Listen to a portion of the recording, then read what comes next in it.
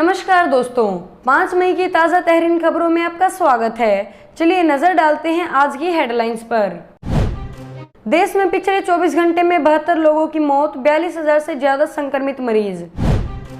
दूसरे राज्यों से आ रहे यात्रियों का ट्रेन किराया देगी नीतीश सरकार, अलग से 500 रुपए भी देगी। प्रियंका गांधी का सरकार से सवाल, नमस्ते ट्रेन पर 100 करोड़ खर्च किए तो फिर मजदूरों के लिए मुफ्त रेल यात्रा क्यों नहीं। हरियाणा में शराब ठेकेदारों ने दुकान खोलने से किया इनकार, सरकार के सामने रखी ये मांग। श्रमिकों से किराया लेने पर सोनिया ने मोदी सरकार को घेरा, कहा अब कांग्रेस की इकाइयां उठाएंगी खर्चा। मजदूरों के टिकट पर घमासान, रेलवे के लेटर में किराया वसूलने का आदेश। मुस्लिम विरोधी पोस्टर पर यूएई सख्त, 3 और भारतीयों की नौकरी से छुट्टी। स्वास्थ्य मंत्री बोले, मेरे निजी विचार है कि दिल्ली सरकार दे कम से कम छूट। सोनिया गांधी के बाद तेजस्वी यादव का भी ऐलान, 50 ट्रेनों का किराया आरजेडी देने को तैयार। सड़क पर चल रही मजदूर महिला को लेकर बॉलीवुड डायरेक्टर ने किया ट्वीट, बोले सालों साल नहीं भूलेंगे ऐसा दृश्य। पहली बड़ी खबर, देश में पिछले 24 घंटों में 72 लोगों की मौत, 42,000 से ज्यादा लोग हुए संक्रमित। देश में संक्रमित मरीजों की संख्या दिन बर दिन बढ़ती ही जा रही है। अब तक इस जानलेवा संक्रमण के करीब 42,000 मामले सामने आ चुके हैं। स्वास्थ्य मंत्रालय के ताज़ा आंकड़ों के मुताबिक अब तक 42,533 लोग संक्रमित हो चुके हैं। वहीं 1,373 लोगों की मौत भी हो चुकी है। हालांकि 11,707 लोग ठीक भी हुए हैं। बड़ी बात तो ये है कि पिछले 24 घंटों में 72 लोगों की मौत हुई है। स्वास्थ्य मंत्रालय के मुताबिक सबसे ज्यादा महाराष्ट्र में 548, गुजरात में 290, मध्य प्रदेश में 156, राजस्थान में 71, दिल्ली में 64, उत्तर प्रदेश में 43, आंध्र प्रदेश में 33, पश्चिम बंगाल में 35, तमिलनाडु में 30, तेलंगाना में 29, कर्नाटक में 25, पंजाब में 21, जम्मू कश्मीर में 8, हरियाणा में 5, केरल में 4, झारखंड में 3, बिहार में 4, असम, हिमाचल प्रदेश, मेघालय और उड़ीसा में एक मौत हुई है। दूसरी बड़ी खबर, दूसरे राज्यों से आ रहे यात्रियों का ट्रेन किराया देगी नीतीश सरकार, अलग से 500 रुपए भी देगी।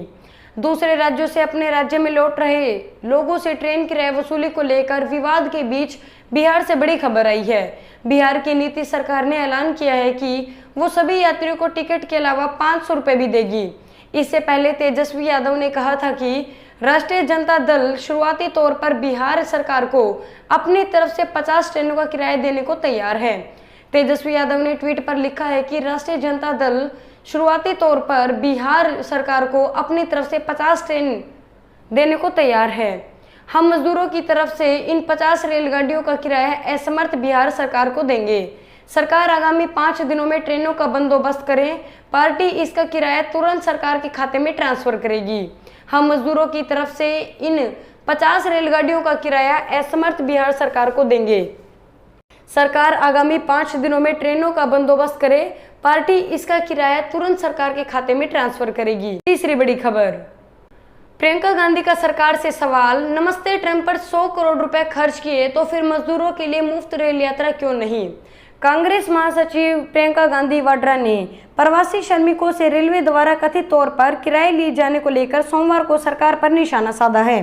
प्रियंका गांधी ने सवाल किया है कि जब नमस्ते ट्रंप कार्यक्रम पर 100 करोड़ रुपए खर्च किए जा सकते हैं तो फिर संकट के समय मजदूरों को मुफ्त रेल यात्रा की सुविधा उपलब्ध क्यों नहीं करवाई जा सकती। प्रियंका गांधी ने ट्वीट किया, मजदूर राष्ट्र निर्माता है मगर आज वे दर दर की ठोकरें खा रहे हैं। यह पूरे देश के लिए आत्म पीड़ा का कारण है। प्रियंका ने सवाल किया, जब हम विदेश में फंसे भारतीय नागरिकों को हवाई जहाज से निःशुल्क वापस लेकर आ सकते हैं, जब नमस्ते ट्रंप कार्यक्रम में सरकारी खजाने से 100 करोड़ रुपए खर्च कर सकते हैं, जब रेल मंत्री पीएम केयर्स को कोष में 151 करोड़ रुपए दे सकते हैं, तो फिर मजदूरों को आपदा की इस घड़ी में निःशुल्क रेल यात्रा की सुविधा क्यों नहीं दे सकते। चौथी बड़ी खबर, हरियाणा में शराब ठेकेदारों ने दुकान खोलने से किया इनकार, सरकार के सामने रखी ये मांगे। देश भर में आज से जारी लॉकडाउन 3 के मद्देनजर कुछ छूट दी गई है। ऐसी ही एक छूट शराब की बिक्री को लेकर दी गई है। केंद्र सरकार के आदेश के बाद आज से देश भर में शराब की बिक्री तीनों जोन में शुरू हो गई है। हालांकि हरियाणा में शराब कारोबारियों ने शराब की दुकानें खोलने से इनकार कर दिया है। हरियाणा में राज्य सरकार और शराब कारोबारियों में विवाद हो गया है। दरअसल शराब ठेकेदारों ने लाइसेंस फीस देने से मना कर दिया है।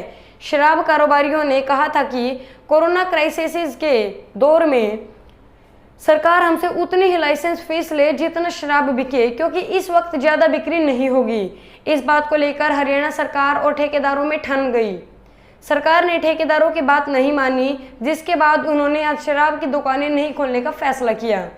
पांचवी बड़ी खबर, श्रमिकों से किराए लेने पर सोनिया ने मोदी सरकार को घेरा, कहा अब कांग्रेस की इकाइयां उठाएगी खर्चा। कांग्रेस अध्यक्ष सोनिया गांधी ने श्रमिकों की घर वापसी के लिए उनसे लिए जा रहे किराए पर सवाल उठाते हुए मोदी सरकार को घेरा है। वहीं कांग्रेस नेता राहुल गांधी ने भी इसको लेकर अपने ऑफिशियल ट्विटर अकाउंट से ट्वीट किया है। राहुल गांधी ने ट्वीट करते हुए लिखा, एक तरफ रेलवे दूसरे राज्यों में फंसे मजदूरों से टिकट का भाड़ा वसूल रही है, वहीं दूसरी तरफ रेल मंत्रालय पीएम केयर फंड में 151 करोड़ रुपए का चंदा दे रही है। जरा ये गुत्थी सुलझाइए।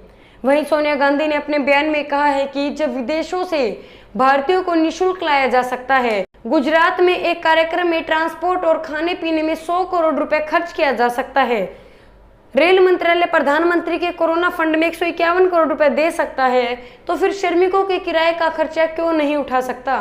छठी बड़ी खबर, मजदूरों के टिकट पर घमासान, रेलवे के लेटर में किराया वसूलने का आदेश। लॉकडाउन में फंसे मजदूरों की घर वापसी के लिए महाभारत छिड़ गई है। कांग्रेस समेत कई विपक्षी दल केंद्र सरकार पर मजदूरों से किराए लेने की आलोचना कर रहे हैं। मजदूरों के लिए श्रमिक ट्रेन के नाम से स्पेशल ट्रेनें चलाई गई है, जिसके किराए पर पूरा घमासान छिड़ा हुआ है। राजनीतिक बयानबाजी के बीच रेलवे का वो लेटर सामने आया है, जिसमें राज्य सरकारों से कहा गया है कि वो यात्रियों से टिकट का पैसा ले और वो वापस रेलवे को पैसा दे। 2 मई को इस लेटर में रेलवे मंत्रालय ने प्रवासी मजदूरों, श्रद्धालुओं, यात्रियों, छात्रों और अलग अलग जगह लॉकडाउन में फंसे लोगों के लिए विशेष ट्रेन व्यवस्था की बात की है। लेटर में कहा गया है कि जिस राज्य से भी ये ट्रेन विशेष छूटेंगी, राज्य सरकार की तरफ से उपलब्ध कराई गई लिस्ट के हिसाब से रेलवे टिकट छापेगा और राज्य सरकार को देगा। इसके बाद ये टिकट स्थानीय प्रशासन यात्रियों को देकर उनसे किराया वसूलेंगे और पैसा रेलवे को सौंपा जाएगा। सातवीं बड़ी खबर, मुस्लिम विरोधी पोस्ट यूएई सख्त, 3 और भारतीय की नौकरी से छुट्टी। यूएई में सोशल मीडिया पर इस्लामोफोबिया से जुड़े पोस्ट करने को लेकर 3 भारतीयों को नौकरी से निकाल दिया गया है या उन्हें सस्पेंड कर दिया गया है। इससे कुछ दिन पहले ही यूएई के भारतीय राजदूत ने प्रवासी भारतीयों को कड़ी हिदायत दी थी कि वे सोशल मीडिया पर किसी भी तरह के भड़काऊ पोस्ट ना करें। गल्फ न्यूज की रिपोर्ट के मुताबिक सोशल मीडिया की पोस्ट को लेकर यूएई में रह रहे करीब आधा दर्जन भारतीयों के खिलाफ कार्रवाई हुई है। अब इस सूची में 3 अन्य भारतीयों का नाम भी जुड़ गया है। इन 3 भारतीयों के नाम है chef Rawat, Rohit, store keeper Sachin Kinnigoli और एक कैश कैस्टोडियन, जिनकी पहचान एम्प्लॉयर की ओर से जाहिर नहीं की गई है। 8वीं बड़ी खबर, स्वास्थ्य मंत्री बोले, मेरे निजी विचार है कि दिल्ली सरकार से कम छूट। कोरोना वायरस के तीसरे चरण के पहले दिन राष्ट्रीय राजधानी दिल्ली में छूट देने के बाद अफरा तफरी की स्थिति देखने को मिली। इस बीच केंद्रीय स्वास्थ्य मंत्री हर्षवर्धन ने कहा है कि मेरी राय में दिल्ली सरकार को कोरोना वायरस से निपटने के लिए कई उपाय और कम से कम छूट या रियायत देनी चाहिए। उन्होंने जोर दिया है कि ये मेरे निजी विचार है। स्वास्थ्य मंत्री ने संवाददाताओं से कहा, दिल्ली की स्थिति पर टिप्पणी करना मेरे लिए सही नहीं है, क्योंकि इसे राजनीतिक बयान माना जा सकता है। हर्षवर्धन ने कहा, मेरे व्यक्तिगत तौर पर मानना है कि दिल्ली देश के कुछ उन राज्यों में से एक है जहां कोरोना महामारी से निपटने के लिए सख्त कदम उठाने की जरूरत है।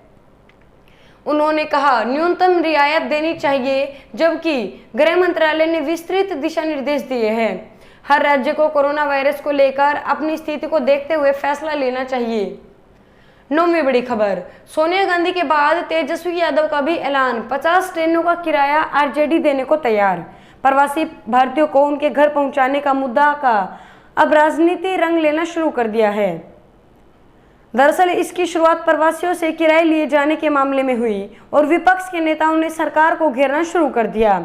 उनका कहना था कि संकट के इस घड़ी में जो प्रवासी मजदूर है, खुद ही आर्थिक संकट से जूझ रहे हैं, ऐसे में उनसे किराया लेना ठीक नहीं है।